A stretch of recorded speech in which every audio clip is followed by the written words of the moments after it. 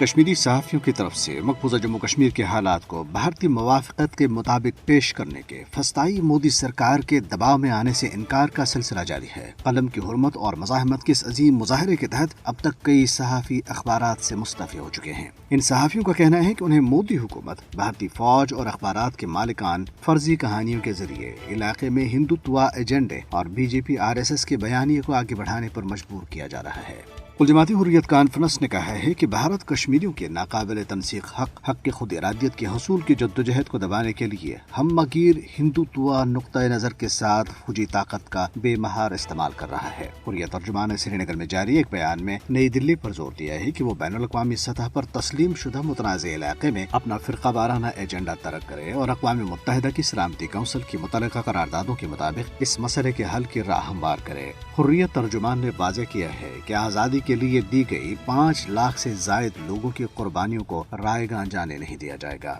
دنیاسنا سکھ رہنما اور بھارتی پارلیمنٹ کے رکن سمرنجیت سنگھ مان نے نئی دلی کے اٹوٹ انگ کے غبارے سے ہوا نکال دی اور کہا ہے کہ جموں کشمیر بدستور ایک متنازع علاقہ ہے جس کے مستقبل کا فیصلہ اقوام متحدہ کی طرف سے منظور کردہ رائے شماری کے ذریعے کیا جانا چاہیے۔ سمرنجیت سنگھ مان، جو شرومنی اکالی دل کے صدر بھی ہیں، نے جموں اور بھارتی پنجاب کی سرحد پر صحافیوں سے گفتگو کرتے ہوئے کہا ہے کہ یہ بھارت کے پہلے وزیر اعظم جواہر لال نہرو ہی تھے جو جنوری 1948 میں کشمیر کا تنازع اقوام متحدہ میں لے کر گئے تھے، جہاں انہوں نے اپنے ملک کی طرف سے یہ عہد کیا تھا کہ کشمیر کے مستقبل کا فیصلہ رائے شماری کے ذریعے کیا جائے گا۔ سمرنجیت سنگھ مان نے مقبوضہ علاقے میں اپنے داخلے پر پابندی کے تناظر میں سوال اٹھایا ہے کہ جموں کشمیر بھارت کا حصہ کیسے ہو سکتا ہے جب ایک بھارتی پارلیمنٹ کو علاقے میں داخل ہونے کی اجازت نہیں ہے۔ انہوں نے کہا کہ جموں کشمیر بھارت کا حصہ نہیں ہے، یہ اب بھی ایک الگ ریاست ہے جہاں رائے شماری کا مطالبہ بدستور مؤثر ہے۔ یورپی ہیڈ کوارٹرز برسلز میں کشمیر کونسل یورپی یونین کے زیر اہتمام کشمیر EU ویک کی تقریبات کا آغاز ہو گیا ہے۔